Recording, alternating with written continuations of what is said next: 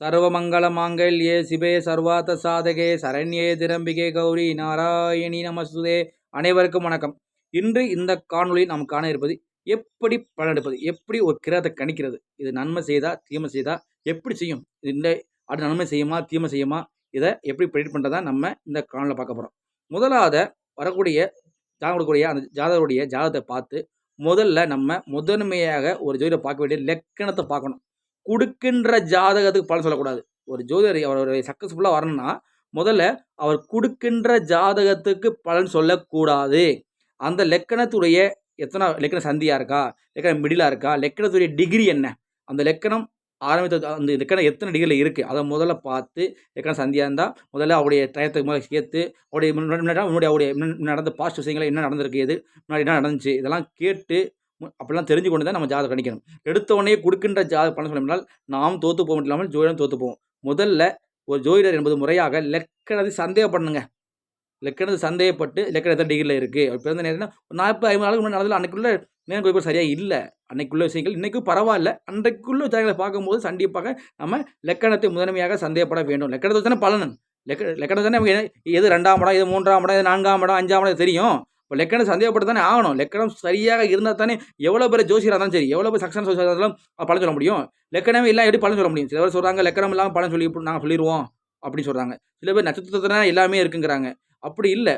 முதல்ல லக்கணம் இப்போ எப்படி ஒரு மனிதனுக்கு தலை சரியாக இருந்தால் எல்லா பாவமும் உறுதியாக இருந்தால் கூட தலை மூளை போன்ற விஷயங்கள் சரியாக இல்லை என்றால் அந்த அந்த மித்த பாவங்கள் இயங்கி பலன் இல்லை. அதே போல தான் ஜோதிடத்தை பொறுத்த வரைக்கும் முதலான பாவகம் லக்கணத்தை நம்ம துல்லியப்படுத்திக் கொண்டு அடுத்ததாக அந்த கிரகம் ஜாதகம் எப்படி இருக்குது, கட்டம் எப்படி இருக்குது, மற்ற கிரகங்கள் எவ்வாறு இருக்குன்னு சொல்லிட்டு அன்றைய சூழ்நிலை கணிப்பதற்கு இப்போ என்ன நடந்துகிட்டு இருக்குது, அப்போ அந்த ஜாதக தசாபதியை பார்க்கணும். இப்போ திசை நடத்தக்கூடிய கிரகத்துடைய ஆதிபத்தியம் என்ன, முதலாக ஒரு கிரகம் ஆதிபத்தியத்தையும் அடுத்ததாக அந்த கிரகம் எந்த வீட்டில் இருக்கோ அதையும் செயல்படுத்தும். ஒரு கிரகம் அவருடைய ஆதிபத்தியத்தையும் அடுத்து அது எந்த வீட்டில் இருக்கோ, சொந்த வீட்டில் இருந்தால் அதையே செயல்படுத்தும், வேறு வீட்டில் இருந்துச்சுன்னா அப்போ அந்த பலனையும் சேர்த்து இந்த கிரகம் செயல்படுத்தும். அவருடைய காரத்துவத்தின் வழியாக நன்மையோ தீமையோ இரண்டுமே, நன்மையோ தீமையோ இந்த கிரகம் எங்கே இருக்கிறதோ அதையும் அவருடைய ஆதிபத்தியத்தையும், அதாவது சொந்த வீட்டில் இருந்தால் பிரச்சனை இல்லை, அந்த ஆதிபத்தியம் செயல்படுத்தும். இதே இப்போ ஒரு கிரகம் உதாரணத்துக்கு புதன் அவர் மிதுனமும் கனி சொந்த வீடு, அவர் இங்கே வேறு ஏதோ ராசியில் இருக்காருன்னு வச்சுக்கோங்க, மேசத்தில் சபத்தில் ஏதோ இருக்கிறார், அப்போ அது எந்த லக்கணம் ஆகுதோ அந்த ஆதிபத்தியம் அவர் செயல்படுத்துவார். அந்த வீட்டின் வழியாகவும் அந்த பலன் நடக்கும் இல்லவா? இப்போ ரெண்டு ராசி அவருடைய வீடுகள் 2 ஆதிபத்தியமும் அடுத்து அவர் எங்கே இருக்காரோ எல்லாம் சேர்ந்தானே செயல்படும்.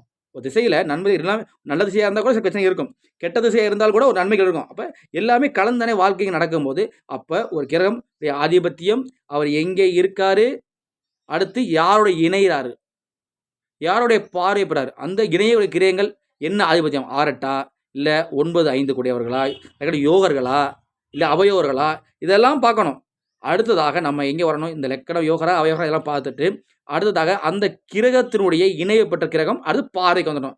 எந்த கிரகத்தில் பார்க்க, சுப கிரகத்தில் பார்க்கப்படுதா, பார்வ கிரகத்தில் பார்க்கப்படுதா, சுப கிரகத்தில் பார்க்கப்படுதா, பாவகத்தில் பார்க்கப்படுதா, இதுக்கு வந்துட்டு அடுத்ததாக நம்ம எங்கே போயிடணும், அடுத்து அந்த கிரகம் திசையுடைய வீடுகள் எவ்வாறு இருக்குது, இந்த கிரகம் சுபத்துவமாக இருக்கா பாவத்துவமாக இருக்கா பார்த்துட்டு அடுத்ததாக அந்த கிரகத்துக்கு வீடு இருக்கும்ல, மிதுனம் கன்னி, அந்த வீடுகள் எவ்வாறு இருக்குது, அந்த மிதுனம் கன்னிகள் எவ்வாறு செயல்படுது, சுப கிரகம் பார்க்குதா இல்லை பாவ கிரகம் பார்க்குதா, இதெல்லாம் பார்த்தோம். ஜோசியம் என்பதே காம்பினேஷன் ஒன்றை வச்சு இங்கே நட்சத்திரம்லாம் எல்லாம் இருக்குது அப்படி கிடையாது.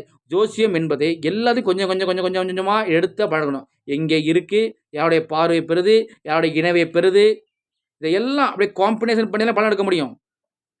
என்ன ஆதிபத்தியம் எங்கே இருக்குது, என்ன காரத்துவம் யாரோட இணைஞ்சிருக்கு, யோகரா அவயோகரா, எந்த கிரகம் பார்க்கப்படுகிறது, பாவகிரகமா சுபகிரகமா, அந்த சுபகிரகம் இந்த லக்கணத்துக்கு யோகரா அவயோகரா, அந்த பாவகிரகம் இருந்தால் கூட அந்த கிரகம் லக்கணம் சுபயோகரா அவயோகரா, இதெல்லாம் வச்சு தான் பெடிஷன் ஒரு பெடிஷன் பண்ண போகிறோம்னா, ஒரு படம் எடுக்க போகிறோம்னா இதெல்லாம் வச்சுட்டு அடுத்து என்ன பண்ணணும், லாஸ்ட்டாக கோச்சாரம், இன்றைய கோச்சாரத்தையும் தசா புத்தி, அடுத்து தசா இடதசை என்ன புக்தி, என்ன அந்தரம், என்ன சித்திரம், இதெல்லாம் பார்த்துட்டு அடுத்து கோச்சாரத்தையும் நினைச்சு அவருடைய ராசி என்ன, நட்சத்திரம் என்ன அடிப்படையில் இப்போ அவருக்கு என்ன கோச்சாரத்தை என்ன நடந்து கொண்டு இருக்குது, இதையெல்லாம் வச்சு தான் நான் பலன் எடுக்க முடியும். தவிர ஒரு விஷயத்தை ஜோதிடத்தை பொறுத்த வரைக்கும் இதுக்குள்ளே தான் பலன் இருக்குது, இதுக்குள்ளே தான் பலன் இருக்குன்னு அப்படி கிடையாது. ஒரு சக்ஸஸ்ஃபுல்லாக ஜோசியம் வரணும்னா முதல்ல அவர் ஜாதகத்தை முழுமையாக பார்க்கணும், லக்கணத்தை பார்க்கணும், அடுத்து எந்த வகை இணைஞ்சிருக்கு, சக்ஸஸ் பலன் சரியான பிரச்சனை கொடுக்கணும்னா லக்கணம் முதல்ல சரி பண்ணணும், அடுத்து எந்த ஆதிபத்தியம் எங்கே இருக்குது, யாருடைய பார்வை பெறுது, யாருடைய இணைஞ்சிருக்கு, இதையெல்லாம் பார்த்து தான் பலன் எடுக்க முடியுமே தவிர, ஒற்றை வரியில் ஜோதிடத்தில இந்த கால்ல இருந்தா இப்படி நடக்கும். இந்த கால் இருந்தா இப்படி நடக்கும். இப்படி நம்ம பலன் எடுத்துறவே முடியாது. எந்த முறையா இருந்தாலும் சரி. மொத்தமாக கிரகத்துடைய காம்பினேஷன வச்சு இதுதான் நான் பலன் எடுக்க முடியுமே தவிர, ஒற்றை வரியில ஜோதிடத்தில பலன் எடுக்க முடியாது. நன்றி, வணக்கம். வாழ்க வளமுடன். திருக்குறிப்பு தொண்டன் ஜோதிட நிலையம், காரைக்குடி. கோட்டையூர் ஜோதிடர் அழகு செல்வம். நன்றி, வணக்கம்.